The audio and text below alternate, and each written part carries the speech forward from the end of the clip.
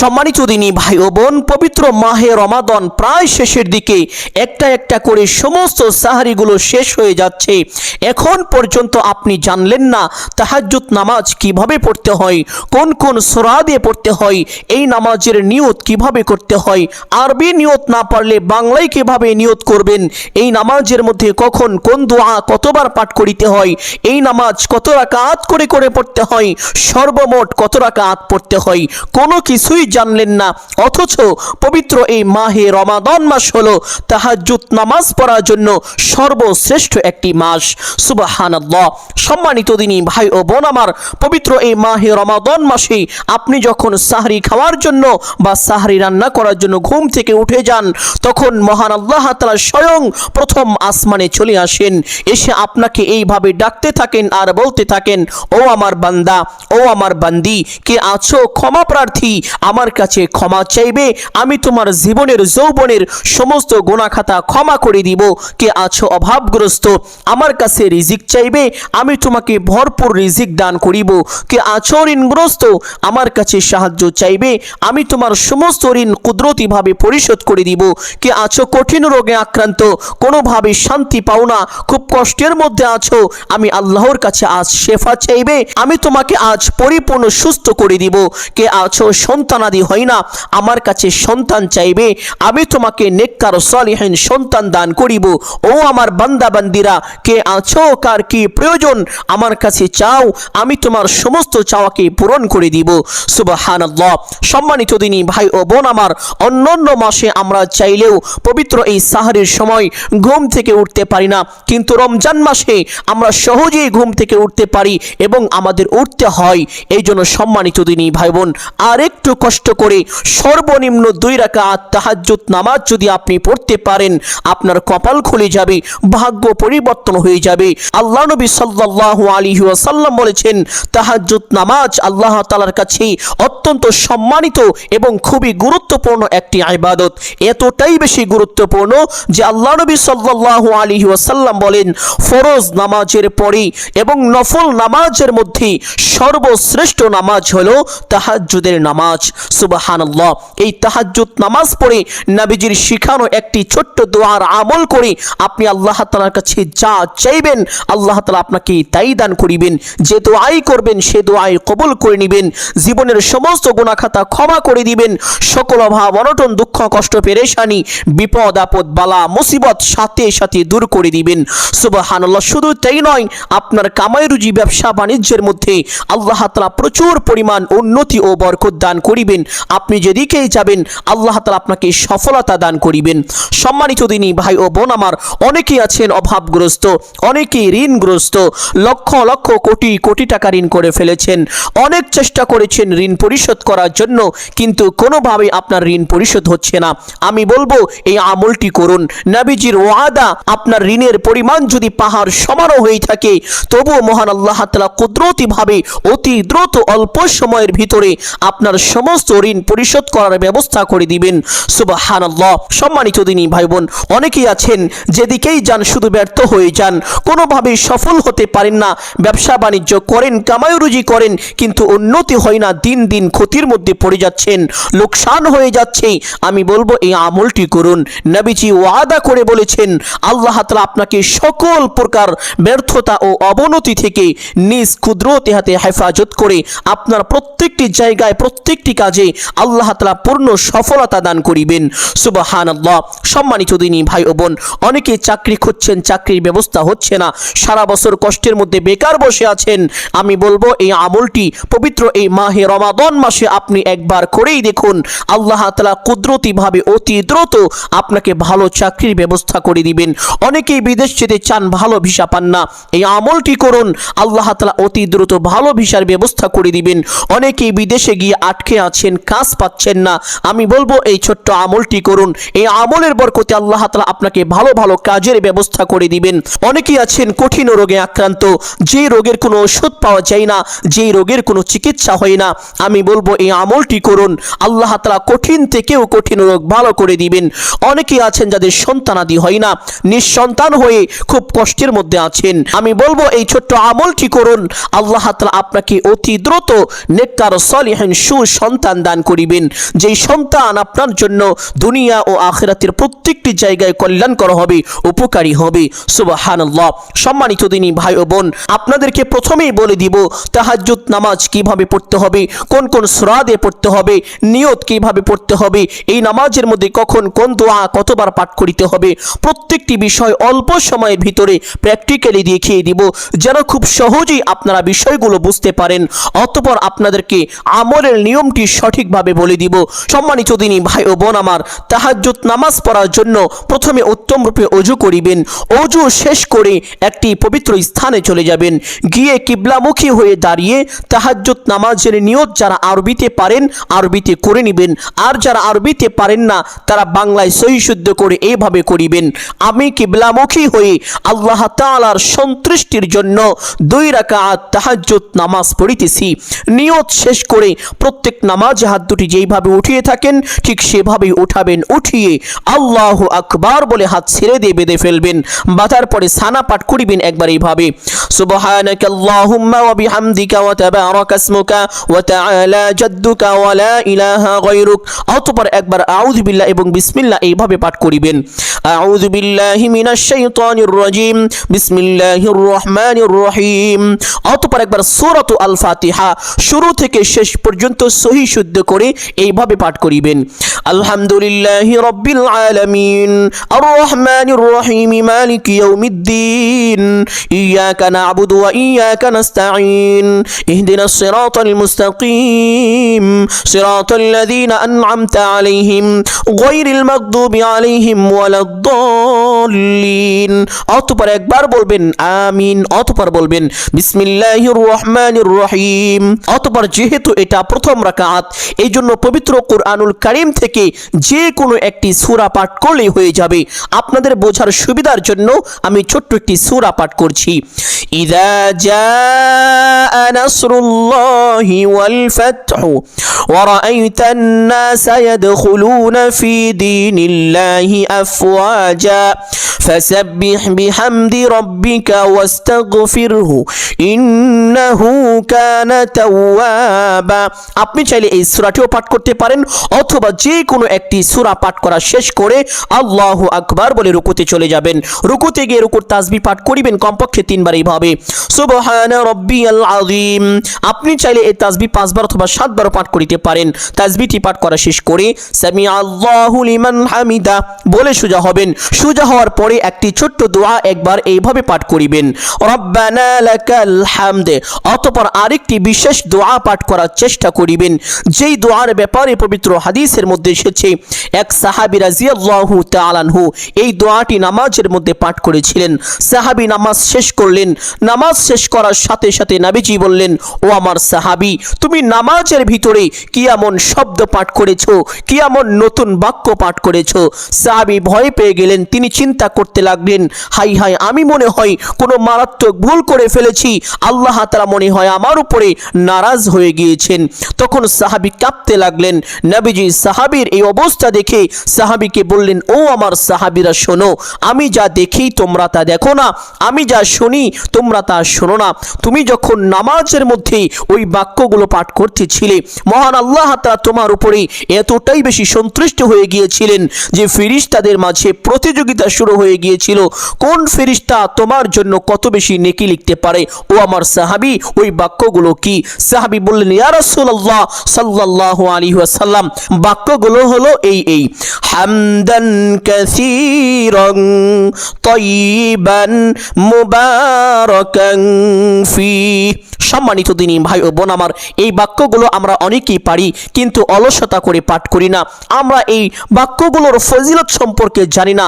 আমরা মনে করি এই বাক্য পাঠ করলে কি বা হবে না হবে, অথচ পবিত্র হাদিসের দিকে লক্ষ্য করলে বোঝা যায় পবিত্র এই ছোট্ট বাক্যটি 7 আসমান 7 জমিনের চাইতেও বেশি শ্রেষ্ঠ। সুবহানাল্লাহ। সম্মানিত দিনী ভাই বোন, যারা এই বাক্যগুলো পারেন তারা অবশ্যই পাঠ করিবেন, আর যারা পারেন না পাঠ করতে হবে না, কোনো সমস্যা নেই। একটু একটু সময় দাঁড়িয়ে অপেক্ষা করিবেন, অতঃপর আল্লাহু আকবার বলে সেজদায় চলে যাবেন। সেজদায় গিয়ে সেজদার তাসবিহ পাঠ করিবেন কমপক্ষে 3 বার এইভাবে সুবহানা রাব্বিয়াল আ'লা। আপনি চাইলে এই তাসবিহ 5 বার অথবা 7 বার পাঠ করিতে পারেন। তাসবিহটি পাঠ করা শেষ করে আল্লাহু আকবার বলে সোজা হয়ে বসে পড়বেন। বসে নবীজির শিখানো একটি ছোট্ট দোয়া একবার এইভাবে পাঠ করিবেন, আল্লাহুম্মা গফিরলি ওয়ারহামনি ওয়ারযুকনি। এই দোয়াটির অর্থ হলো আল্লাহুম্মা গফিরলি, হে আল্লাহ আপনি আমাকে ক্ষমা করে দিন, ওয়ারহামনি এবং আমার উপরে দয়া করুন, ওয়ারযুকনি আমাকে রিজিক দান করুন। সুবহানাল্লাহ। এই চমৎকার ছোট্ট দোয়াটি যারা পারেন অবশ্যই একবার পাঠ করিবেন, আর যারা পারেন না পাঠ করতে হবে না, কোনো সমস্যা নেই। একটু সময় বসে অপেক্ষা করিবেন, অতঃপর আল্লাহু আকবার বলে আরেকটি সেজদায় চলে যাবেন। সেজদায় গিয়ে সেজদা তাসবিহ পাঠ করিবেন কমপক্ষে 3 বার এইভাবে সুবহানা রাব্বিয়াল আ'লা। আপনি চাইলে এই তাসবিহ 5 বার অথবা 7 বার পাঠ করিতে পারেন। তাসবিহটি পাঠ করা শেষ করে আল্লাহু আকবার বলে সোজা হয়ে দাঁড়িয়ে যাবেন। দাঁড়িয়ে হাত দুটি বেঁধে ফেলবেন, অতঃপর একবার বিসমিল্লাহ পাঠ করিবেন এইভাবে বিসমিল্লাহির রহমানির রহিম। অতঃপর একবার সূরাত আল ফাতিহা শুরু থেকে শেষ পর্যন্ত সহি শুদ্ধ করে একবার পাঠ করিবেন ইনশাআল্লাহ। অতঃপর একবার বলবেন আমিন। অতঃপর একবার বিসমিল্লাহির রহমানির রহিম। অতঃপর যেহেতু এটা দ্বিতীয় রাকাত, এই জন্য পবিত্র কুরআনুল কারীমের ছোট্ট সূরার মধ্যে অন্যতম দামি মহামূল্যবান একটি সূরা হলো সূরাতু আল ইখলাস তথা কুল ওয়াল্লাহর সূরা। এই সূরাটি একবার এইভাবে পাঠ করিবেন, কুল হুয়াল্লাহু আহাদ আল্লাহুস সামাদ লাম ইয়ালিদ ওয়া লাম ইউলাদ ওয়া লাম ইয়াকুল লাহু কুফুয়ান আহাদ। আর যদি আপনি এই সূরাটি না পারেন তাহলে যে কোনো একটি ছোট্ট সূরা পাঠ করে নেবেন ইনশাআল্লাহ। সূরা পাঠ করা শেষ করে আল্লাহু আকবার বলে রুকুতে চলে যাবেন। রুকুতে গিয়ে রুকুর তাসবিহ পাঠ করিবেন কমপক্ষে 3 বার এইভাবে সুবহানা রাব্বিয়াল আযীম। আপনি চাইলে এই তাসবিহ 5 বার অথবা 7 বার পাঠ করিতে পারেন। তাসবিহটি পাঠ করা শেষ করে সামি আল্লাহু লিমান হামিদা বলে সোজা হবেন। সোজা হওয়ার পরে সেই ছোট্ট দোয়াটি একবার এইভাবে পাঠ করিবেন, রব্বানা লাকাল হামদ।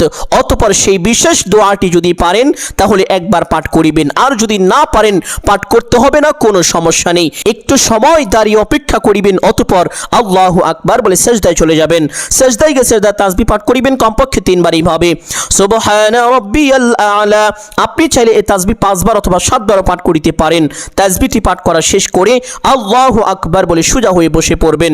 বসে দুই সেজদার মাঝখানের নবীজির শিখানো সেই বিশেষ দোয়াটি যদি পারেন অবশ্যই একবার পাঠ করিবেন, আর যদি না পারেন পাঠ করতে হবে না, কোনো সমস্যা নেই। একটু সময় বসে অপেক্ষা করিবেন, অতঃপর আল্লাহু আকবার বলে আরেকটি সেজদায় চলে যাবেন। সেজদায় গিয়ে সেজদার তাসবিহ পাঠ করিবেন কমপক্ষে 3 বার এইভাবে সুবহানা রাব্বিয়াল আ'লা। আপনি চাইলে এই তাসবিহ 5 বার অথবা 7 বার পাঠ করিতে পারেন। তাসবিহটি পাঠ করা শেষ করে আল্লাহু আকবার বলে সোজা হয়ে বসে পড়বেন। বসে প্রথমে একবার তাশাহুদ পাঠ করিবেন এইভাবে আত-তাহিয়াতু লিল্লাহি ওয়াস সালাওয়াতু ওয়াত তাইয়্যিবাত আসসালামু আলাইকা আইয়ুহান নাবিয়্যু ওয়া রাহমাতুল্লাহি ওয়া বারাকাতুহু আসসালামু আলাইনা ওয়া আলা ইবাদিল্লাহিস সালিহিন আশহাদু আল লা ইলাহা ইল্লাল্লাহু ওয়া আশহাদু আন্না মুহাম্মাদান আবদুহু ওয়া রাসূলুহু। অতঃপর একবার দুরূদ ইব্রাহিম এইভাবে পাঠ করিবেন, আল্লাহুম্মা সাল্লি আলা মুহাম্মাদিন ওয়া আলা আলি মুহাম্মাদ কামা সাল্লাইতা আলা ইব্রাহিম ওয়া আলা আলি ইব্রাহিম ইন্নাকা হামিদুম মাজিদ। আল্লাহুম্মা বারিক আলা মুহাম্মাদিন ওয়া আলা আলি মুহাম্মাদ কামা বারাকতা আলা ইব্রাহিম ওয়া আলা আলি ইব্রাহিম ইন্নাকা হামিদুম মাজিদ। অতঃপর একবার দোয়ায়ে মাসুরা পাঠ করিবেন এইভাবে, আল্লাহুম্মা ইন্নী যালামতু নাফসি যুলমান কাসীরা ওয়া লা ইয়াগফিরুয যুনুবা ইল্লা আনতা ফাগফিরলি মাগফিরাতাম মিন ইনদিকা ওয়ারহামনি ইন্নাকা আনতাল গফুরুর রহিম। অতঃপর ডান দিকে একটি সালাম দেবেন এইভাবে, আসসালামু আলাইকুম ওয়া রাহমাতুল্লাহ। অতঃপর বাম দিকে একটি সালাম দেবেন এইভাবে, আসসালামু আলাইকুম ওয়া রাহমাতুল্লাহ। এইভাবে দুইটি সালাম দিয়ে নামাজটি শেষ করবেন। সম্মানিত দিনী ভাই ও বোন, আমার চেষ্টা করিবেন এইভাবে 2 রাকাত করে 8 অথবা 12 রাকাত তাহাজ্জুদ নামাজ পড়ার জন্য, কেননা আল্লাহ নবী সাল্লাল্লাহু আলাইহি ওয়াসাল্লাম পবিত্র হাদিসের মধ্যে আমরা দেখেছি নবীজি 8 অথবা 12 রাকাত তাহাজ্জুদ নামাজ পড়েছেন, কখনো 8 আবার কখনো 12, কিন্তু এর থেকে কম বা বেশি কখনোই পড়েননি। পবিত্র এই হাদিস থেকে সুস্পষ্ট সুস্পষ্টভাবে বোঝা যায় এই 8 এবং 12 সংখ্যার মধ্যেই অবশ্যই কোনো না কোনো ফজিলত রয়েছে। নবীজি ফজিলত ছাড়া কোনো আমলই করেননি। সম্মানিত দিনী ভাই বোন, এই জন্য সেই বিশেষ ফজিলতের আশায় 8 অথবা 12 রাকাত পড়ার চেষ্টা করিবেন। যদি কষ্ট হয়ে যায়, পড়তে না পারেন, তাহলে সর্বনিম্ন 2 রাকাত তাহাজ্জুদ নামাজ আপনি অবশ্যই পড়বেন। তাহাজ্জুদ নামাজ শেষ করে সে স্থানে বসে সর্বপ্রথম শ্রেষ্ঠ দুরূদ ইব্রাহিম 7 বার পাঠ করিবেন। সম্মানিত দিনী ভাই বোন, এই দুরূদ অত্যন্ত দামি, খুবই সম্মানিত, গুরুত্বপূর্ণ দুরূদ। স্বয়ং আল্লাহ তাআলা এই দুরূদ পাঠ করে থাকেন। সুবহানাল্লাহ। পবিত্র কোরআনুল কারীমে আল্লাহ তাআলা বলেন, বিসমিল্লাহির রহমানির রহিম, ইন্নাল্লাহা ওয়া মালাইকাতাহু ইউসাল্লুনা আলান নবী, নিশ্চয়ই আমি আল্লাহ আমার নবী মুহাম্মদুর রাসূলুল্লাহ সাল্লাল্লাহু আলাইহি ওয়াসাল্লামের উপর আমি স্বয়ং আল্লাহ তাআলা দুরূদ পাঠ করে থাকি। সুবহানাল্লাহ। আল্লাহ তাআলা তারপরে বলছেন, ইয়া আইয়ুহাল্লাযীনা আমানু সাল্লু আলাইহি ওয়া সাল্লিমু তাসলিমা, ও ঈমানদারগণ, তোমরাও আমার নবী মুহাম্মদুর রাসূলুল্লাহ সাল্লাল্লাহু আলাইহি ওয়াসাল্লামের উপরে বেশি বেশি দুরূদ পাঠ করো। সুবহানাল্লাহ। মহান আল্লাহ তাআলা কোনো আমলের ক্ষেত্রেই বলেননি, ও আমার বান্দারা তোমরা এই আমলটা বেশি বেশি করো। শুধুমাত্র একমাত্র আমল দুরূদ শরীফের আমল। এই আমল সম্পর্কে আল্লাহ তাআলা বলেন, ও ঈমানদারেরা তোমরা এই দুরূদ বেশি বেশি পাঠ করো। সুবহানাল্লাহ। সম্মানিত দিনী ভাই ও বোন আমার, দুরূদ পাঠ করলে মনের আশা পূরণ হয়ে যায়, অভাব অনটন দূর হয়ে যায়, দোয়া না করতেই দোয়া কবুল হয়ে যায়। সুবহানাল্লাহ। পবিত্র হাদিসের মধ্যে একটি ছোট্ট ঘটনা এসেছে, শুনলে অবাক হয়ে যাবেন, আশ্চর্য হয়ে যাবেন। এক সাহাবী রাদিয়াল্লাহু তাআলা আনহু একবার আল্লাহর নবী সাল্লাল্লাহু আলাইহি ওয়াসাল্লামের দরবারে চলে আসলেন। এসে আরজ করলেন, ইয়া রাসূলুল্লাহ সাল্লাল্লাহু আলাইহি ওয়াসাল্লাম, আমি যখন আমার নিজের জন্য দোয়া করব, সেই দোয়ার কতটুকু অংশ আপনি রাসূলের জন্য রেখে দিব তথা আপনার উপরে আমি দুরূদ পাঠ করিব? নবীজি বললেন, ও আমার সাহাবী, তোমার যতটুকু ইচ্ছে। সাহাবী আবার বললেন, ইয়া রাসূলুল্লাহ সাল্লাল্লাহু আলাইহি ওয়াসাল্লাম, আমি যদি আমার দোয়ার 4 ভাগের 1 ভাগ আপনার জন্য নির্ধারণ করি? নবীজি বললেন, ও আমার সাহাবী, তোমার যতটুকু ইচ্ছে, তবে বেশি করলে ভালো। সাহাবী আবার বললেন, ইয়া রাসূলুল্লাহ সাল্লাল্লাহু আলাইহি ওয়াসাল্লাম, আমি যদি আমার দোয়ার 4 ভাগের 2 ভাগ আপনার জন্য নির্ধারণ করি? নবীজি বললেন, ও আমার সাহাবী, তোমার যতটুকু ইচ্ছে, তবে বেশি করলে ভালো। সাহাবী আবার বললেন, ইয়া রাসূলুল্লাহ সাল্লাল্লাহু আলাইহি ওয়াসাল্লাম, আমি যদি আমার দোয়ার 4 ভাগের 3 ভাগ আপনি রাসূলের জন্য নির্ধারণ করি? নবীজি বললেন, ও আমার সাহাবী, তোমার যতটুকু ইচ্ছে, তবে বেশি করলে ভালো। সাহাবী আবার বললেন, ইয়া রাসূলুল্লাহ সাল্লাল্লাহু আলাইহি ওয়াসাল্লাম, আমি যদি আমার দোয়ার 4 ভাগের 4 ভাগ, অর্থাৎ আমি দোয়া করার জন্য বসে নিজের জন্য দোয়া না করে শুধুমাত্র আপনি রাসূলের উপরে দুরূদ পাঠ করি? নবীজি সাথে সাথে বললেন, ও আমার সাহাবী, তাহলে তো তোমার সমস্ত উদ্দেশ্য পূরণ হয়ে যাবে, তোমার সকল মনোবাসনা আল্লাহ তাআলা পূরণ করে দিবেন। সুবহানাল্লাহ। পবিত্র এই হাদিসের আলোকে সুস্পষ্টভাবে বোঝা যায় যে বেশি বেশি দুরূদ পাঠ করলে আল্লাহ তাআলা বান্দার মনের আশা বাসনা পূরণ করে দেন, বান্দার অভাব অনটন দূর করে দেন, বান্দার হাজতকে পূরণ করে দেন।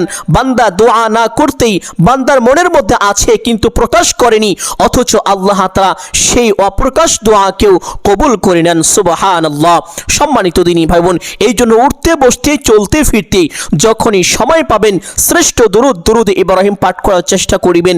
যদি দুরূদ ইব্রাহিম না পারেন, ছোট্ট দুরূদ সাল্লাল্লাহু আলাইহি ওয়াসাল্লাম, এই দুরূদটিও আপনারা পাঠ করতে পারেন। দুরূদ পাঠ করা শেষ করে একটি ছোট্ট ইস্তেগফার পাঠ করিবেন, যেই ইস্তেগফারের ব্যাপারে পবিত্র হাদিসের মধ্যে এসেছে। ইস্তেগফারটি বর্ণনা করেছেন আল্লাহর নবী সাল্লাল্লাহু আলাইহি ওয়াসাল্লামের আপন চাচাতো ভাই হযরত আব্দুল্লাহ ইবনে আব্বাস রাদিয়াল্লাহু তাআলা আনহু। তিনি বলেন, আল্লাহর নবী সাল্লাল্লাহু আলাইহি ওয়াসাল্লাম বলেছেন, যেই ব্যক্তি এই ইস্তেগফার বেশি বেশি পাঠ করবে, মহান আল্লাহ তাআলা তার সকল গুনাহ ক্ষমা করে দিবেন, সকল অভাব অনটন দুঃখ কষ্ট পেরেশানি বিপদ আপদ বালা মুসিবত দূর করে দিবেন, এবং আল্লাহ তাআলা তাকে এমন এমন জায়গা থেকে রিজিক দান করিবেন যা সে কখনো কল্পনাও করতে পারেনি। চতুর্দিক থেকে আল্লাহ তাআলা ওই ব্যক্তিকে বৃষ্টির মতো অজস্রভাবে রিজিক দান করবেন। সুবহানাল্লাহ। অবাক হয়ে যাবেন, আশ্চর্য হয়ে যাবেন, আল্লাহ তাআলা কিভাবে দিবেন, কোথায় থেকে দিবেন, এটা আল্লাহ আল্লাহ তাআলাই ভালো জানেন। সুবহানাল্লাহ।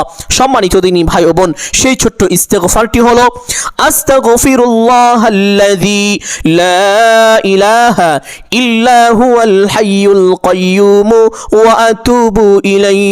যদি এই ইস্তেগফারটি পাঠ করিতে না পারেন, কষ্ট হয়ে যায়, তাহলে ছোট্ট ইস্তেগফার আস্তাগফিরুল্লাহ এইভাবে সহি শুদ্ধ করে কমপক্ষে 3 বার পাঠ করিবেন। পাঠ করা শেষ করে পবিত্র কোরআনে বর্ণিত যেই দোয়া আল্লাহ তাআলা তার পিয়ারা হাবিব সাল্লাল্লাহু আলাইহি ওয়াসাল্লামকে শিক্ষা দিয়েছেন, আর এই দোয়া পাঠ করিলে আল্লাহ তাআলা আপনাকে দুনিয়া ও আখিরাতের প্রত্যেকটি জায়গায় প্রত্যেকটি কাজে পূর্ণ সফলতা দান করিবেন এবং সকল প্রকার ব্যর্থতা ও অবনতি থেকে নিজ কুদরতি হাতে হেফাজত করবেন।